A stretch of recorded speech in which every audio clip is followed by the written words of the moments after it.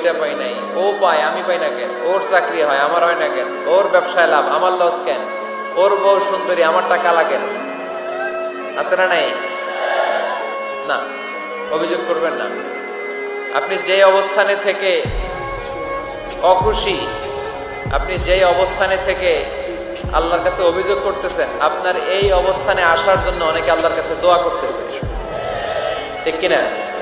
কিন্তু আপনি এই অবস্থানে খুশি না। অনেকে এই অবস্থানে আসতে চায়, তাদের স্বপ্ন যে তারা একদিন আপনার স্থানে আসবে, কিন্তু আপনি আপনার জায়গায় থেকে খুশি না।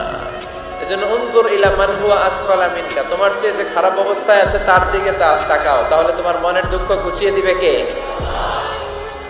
আপনার চেয়ে যে খারাপ অবস্থানে আছে তার দিকে দেখেন কি অবস্থা। আপনি এইটা চান ওইটা চান, কত কিছু লাগবে আপনার। হসপিটালে যে দেখেন ক্যান্সারে আক্রান্ত রোগীদের কি অবস্থা দেখেন,